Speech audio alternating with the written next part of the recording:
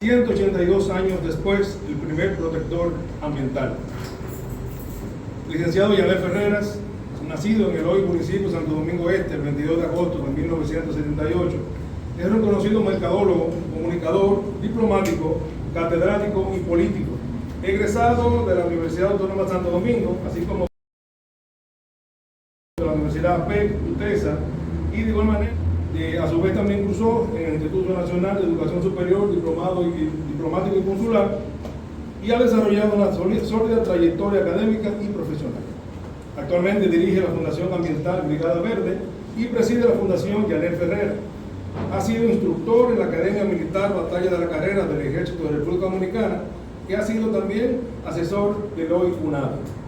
Ha desarrollado una sólida trayectoria académica y profesional. Entre sus publicaciones destacan títulos tales como La democracia global en tiempos de guerra, Fronteras marítimas de la República Dominicana y Retos de América Latina en la geopolítica contemporánea, consolidándolo como un referente en temas geopolíticos, sociales y medioambientales. Y más preámbulo con ustedes, el licenciado Yanel Ferreras. El mundo y traer esas ideas de libertad a la sociedad dominicana. Hay un acontecimiento en este año que la gente lo menciona mucho, que tiene que ver con el intercambio de palabras de Duarte con el capitán del barco español. Y se ha hecho como una especie de voz populis, que el hombre le dice, tú eres haitiano, y él dice, no, yo soy dominicano, tu pasaporte dice que tú eres dominicano. Y que ese intercambio, según la biógrafa Manuela Díez, dice que eso fue lo que transformó a Duarte en decir, tengo que luchar para que esta generación y la que venga sea dominicana, no como ellos me dicen a mí en el barco que yo soy haitiano. Juan Pablo Duarte Díez, su paso militar por el ejército haitiano, 1834 a 1843. Duarte, como todos los jóvenes, tenía que formar parte del servicio militar voluntario de los haitianos. Obligatorio, todos los jóvenes. Pero resulta que es importante destacar, las Fuerzas Armadas Dominicanas, las que conocemos, que nacen con la patria, se desprenden del regimiento 31 y 32 del ejército haitiano, porque eran mayoritariamente criollos españoles de este lado. Y ahí entonces entra la confrontación que tenemos en las Fuerzas Armadas Dominicanas sobre el ejército y la armada, por la batalla 19 de marzo y por la batalla marina de Tortuguero. ¿Quién inició primero? Y ya eso es tema para otro escenario. Entró como cabo y 9 años después asciende a coronel. 9 años después, Juan Pablo Duarte era coronel, porque Duarte era un visionario. Señores, ahora, usted habla un idioma, bien, un solo es un problema. Hablar dos es un privilegio. Duarte hablaba varios idiomas. Duarte era un hombre muy formado. Y para la época, su familia, que era potentosa, porque la familia de Duarte, cuando inicia el proceso de independencia, tenía todos sus problemas resueltos. Escudriñar hasta la inteligencia artificial, que fue el pacto de Bois-Caimán. Y la España boba, que fue el período donde precisamente nace el padre de la patria. A partir del 1808, hay un español, brigadier llamado Juan Sánchez Ramírez, que tiene como ayudante, comandante, a un capitán que la gente no sabe que era Núñez de Cáceres. Núñez de Cáceres, desde la independencia efímera, era ayudante de Juan Sánchez Ramírez. Y en ese periodo, para el año 1813, 26 de enero, entonces nace Juan Pablo Duarte, en una época donde los dominicanos no estábamos absolutamente en ningún renglón político, porque resulta que hay un tratado que ustedes manejan muy bien, que es el Tratado de Basilea, donde España le cede la isla completa a Francia para tener como beneficio algunos territorios en la parte europea.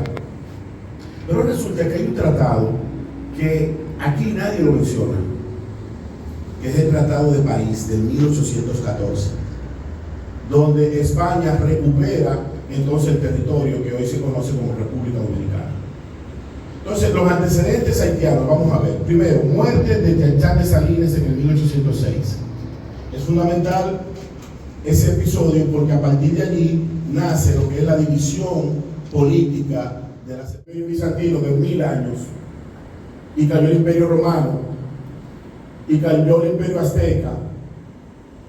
O sea, las poblaciones se desaparecen cuando pierden el hilo cultural. Y la mitad de la población dominicana menor de 40 años no sabe cantar el himno nacional solo. Y más del 80% de las mujeres jóvenes dominicanas.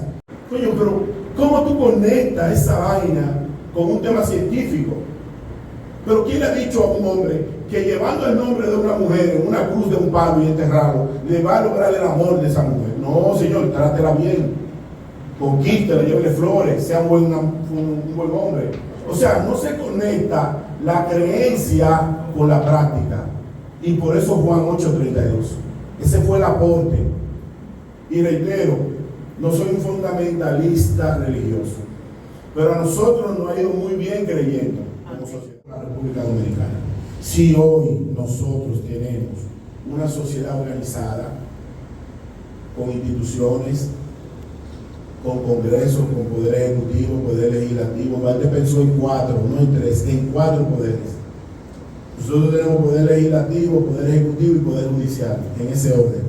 Duarte también pensó en el poder municipal, que aquí nunca se le ha dado cabida a ese criterio.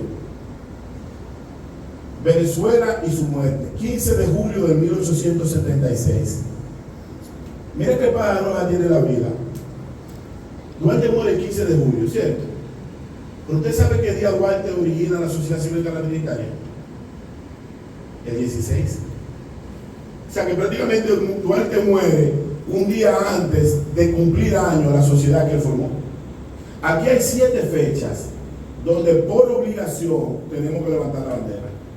Por obligación. No importa qué día caiga, 7. Primero, 26 de enero. Segundo, 25 de febrero. Tercero, 27 de febrero, que no solamente la independencia, el 27 de febrero también es el día de la bandera dominicana. Tenemos que levantar bandera en marzo por Sánchez. Tenemos que levantar bandera 16 de julio por la Trinitaria. Tenemos que levantar bandera 16 de agosto por la Restauración. Y tenemos que levantar bandera el 6 de noviembre por la Constitución. Esas son las 7 fechas donde los dominicanos tenemos que levantar bandera obligado. El pabellón nacional, la herencia sagrada de Juan Pablo Duarte, la bandera nacional, azul ultramar, rojo, vermellón y blanco en la cruz. Yo tengo ahora mismo una campaña mediática con el tema de la uniformidad deportiva y voy de frente con eso. Cuando usted sale de la sociedad dominicana, lo que jugamos béisbol o cualquier deporte, desde que usted se monte en un avión, usted sale con la bandera tricolor, porque usted no va a representar a nadie, usted va a representar a un país. Y cuando usted sale a representar a un país, usted tiene que llevar los colores de ese país. Por eso vimos ahora en la serie del Caribe, como México, hasta las medias eran verdes, pues eso es su color, esos son sus colores nacionales. Y nosotros, sin ánimo de cargar del lado de la Liga Nacional de Béisbol, ni a recogido, ni a nada de eso, nosotros no podemos ir a un escenario internacional con una chaqueta que nadie sabe qué diablo es. No.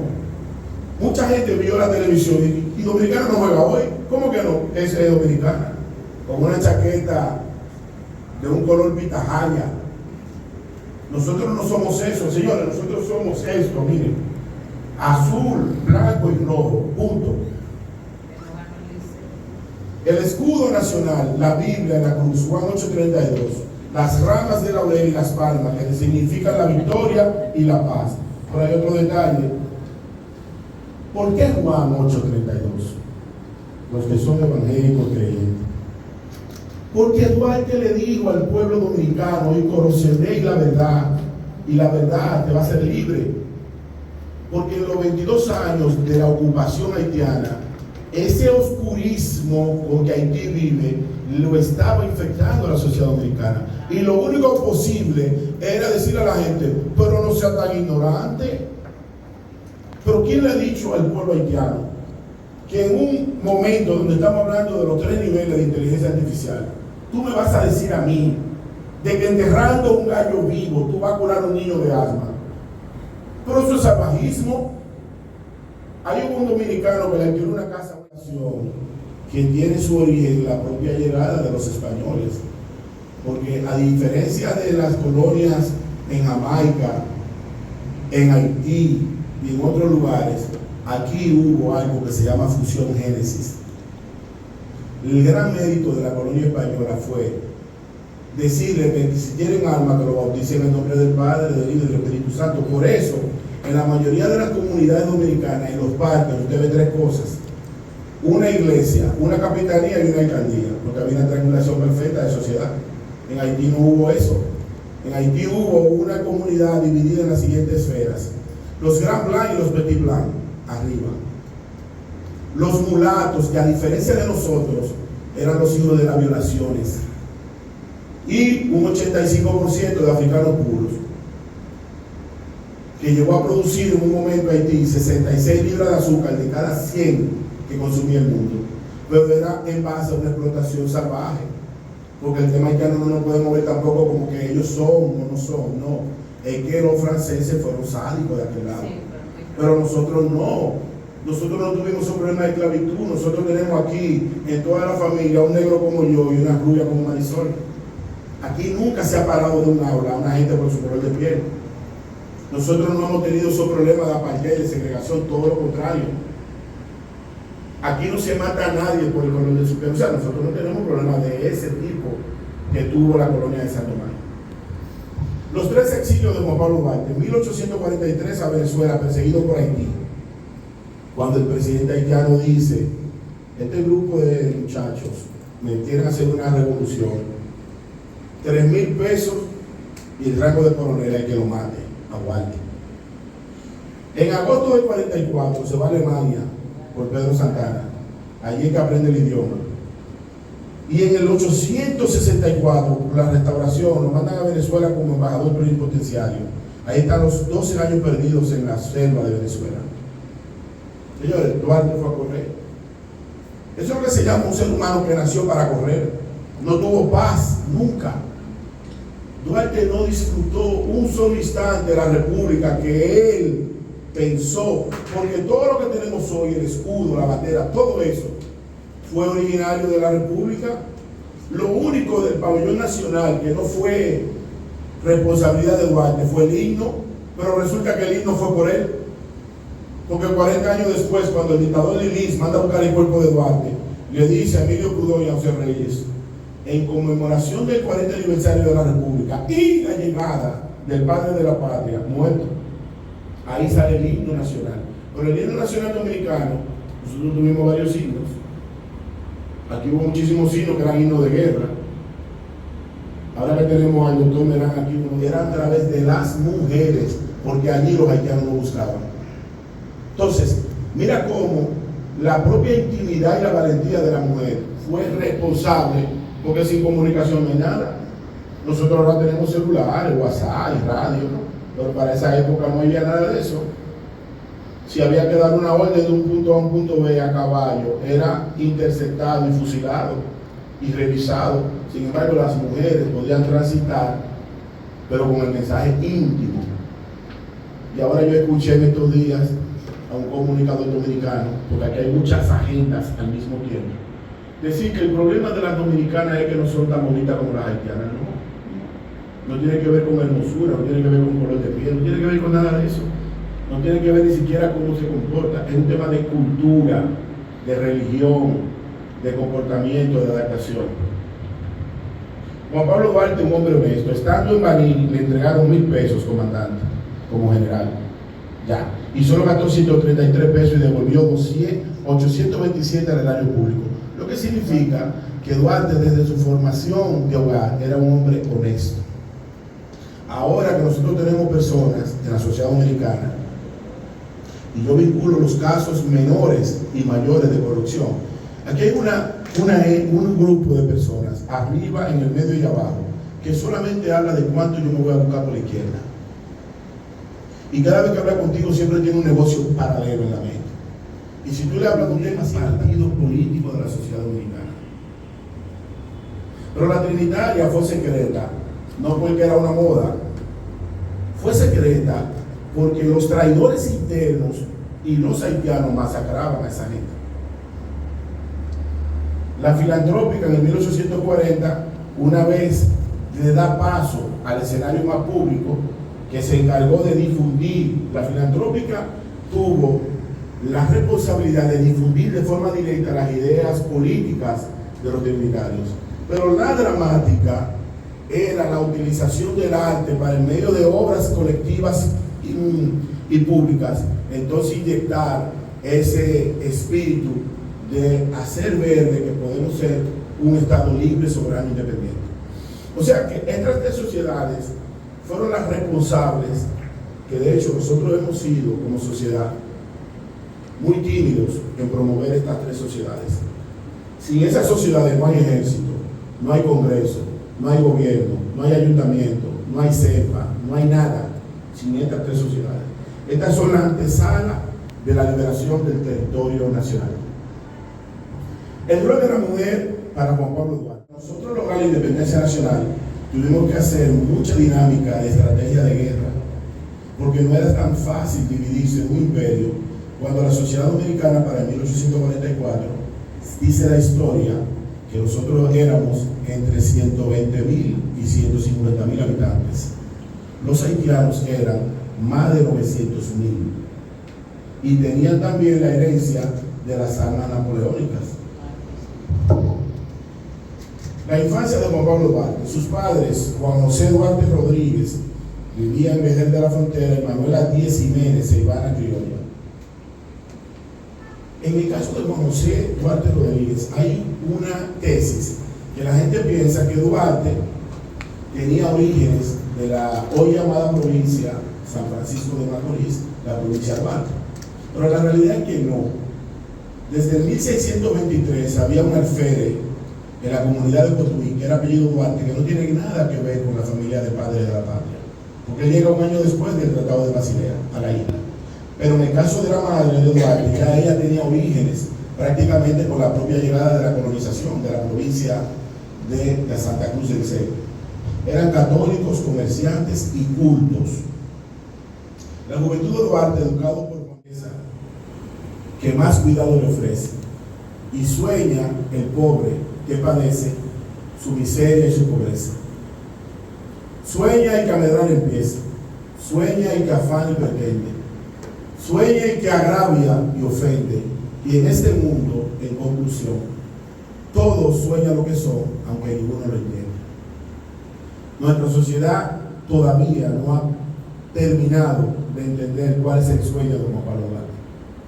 Nosotros estamos bordeando todo este tiempo. Tenemos 182 años dando vuelta entre el pensamiento de Duarte, pero aquí poca gente entiende a Duarte. Entender a Duarte es resistir un negocio. Entender a Duarte es hacer lo correcto. Entender a Duarte es no hacer negocio con haitianos. Entender a Duarte es no traicionar la patria. No porque seamos racistas ni xenófobos, no se trata de eso. Se trata que la demografía determina el futuro de los pueblos. La mujer dominicana que se ha dedicado a estudiar en los últimos años tiene, cuando le va bien, 1 y 2 hijos. Y hay un segmento de mujeres que se ha dedicado a criar perro y gato y le pone nombre. Bien. Las haitianas, cuando le va mal, le paren 8. Entonces, en un lugar donde en el futuro nacen 20 gente, 16 contrarios y 4 criollos, la demografía es el ADN de los pueblos. O sea, no es un asunto que seamos anti nada, es la lógica elemental que nos dice que en el futuro no muy lejano el nacimiento desplaza la cultura. Y señores, nosotros, a los distinguidos miembros de la plana mayor del CENFA, a todos los miembros de esta Servicio Nacional de Protección Ambiental, a los invitados especiales de las instituciones hermanas, de la Dirección de Desarrollo de la Comunidad, del IDECOP y de la Dirección de Desarrollo Fronterizo de las Fuerzas Armadas. A mi amigo, el señor Janel Ferreras, junto a sus distinguidos invitados. Al concluir esta conferencia magistral, reafirmamos que Juan Pablo Duarte no solo fue el arquitecto de nuestra independencia, sino también un visionario que entendió que la patria debía ser defendida en su integridad moral, territorial y natural.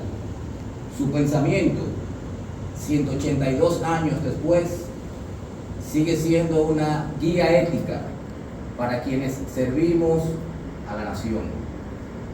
Hoy, el CENPA, ese legado lo honra con acciones concretas, protegiendo nuestros parques, protegiendo nuestros recursos y educando a la ciudadanía. Cada operativo, cada jornada formativa y cada esfuerzo institucional es una forma moderna de continuar la obra de Duarte, el padre de nuestra patria, porque proteger el medio ambiente es, en esencia, proteger a la patria. Quiero expresar en nombre de nuestro personal del CENPA nuestro profundo agradecimiento y una cálida felicitación a nuestro expositor invitado, el señor Janel Ferreras, por la claridad, profundidad y pertinencia de su disertación. Su aporte enriquece nuestra visión y fortalece el compromiso colectivo con la defensa de nuestros recursos naturales. Muchísimas gracias por acompañarnos y por elevar con su palabra el sentido de esta conmemoración del mes de la patria.